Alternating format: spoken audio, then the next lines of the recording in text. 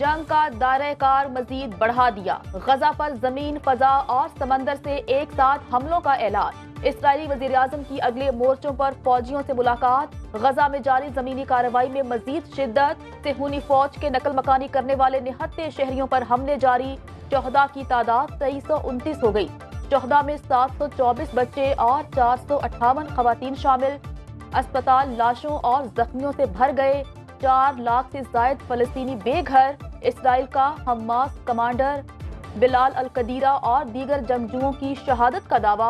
America का Israel की मदद के लिए एक और तैयारा बरदार बहरी बेड़ा भेजने का ऐलान। आज के ऑपरेशन तूफान उल अक्सा का नवा रोज। जंगजुओं के इसराइल के मुख्तलिफ इलाकों में हमले।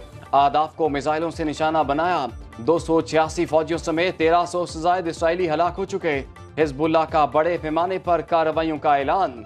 चचनिया से भी जंगजू पहुंचने का इम्कान। इसराइल के सरहदी गांव पर लबनान से मिसाइल हमला, 4 इसराइली हलाक। जंग में 12 सहाफी भी जान से गए। 8 जख्मी, 2 जर्नलिस्ट ताहाल लापता।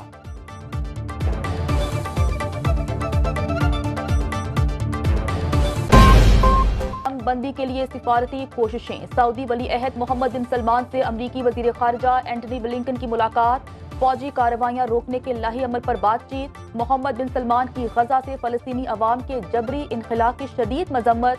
सऊदी अरब ने जंग के दौरान इसराइल से सिफारती ताल्लुकात की बहाली के लिए मुज़ाकरात रोक दिए।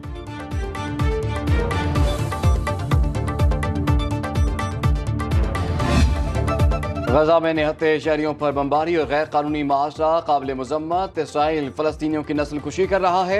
निगरान वज़ीर खारिजा जलील अब्बास जिलानी की प्रेस ब्रीफिंग। कहा, इसराइल को आलमी कानून की पाबंदी करनी चाहिए। पाकिस्तान फलस्तीनियों के हक़ खुद इरादियत की हिमायत करता है। हर तरह की इमदाद फ्राहम करने को तैयार है। ओआईसी इजलास तमाम हवालों से बेहतरीन फोरम है। चीन से इकनॉमिक कॉरिडोर से मुतालिक बातचीत जारी।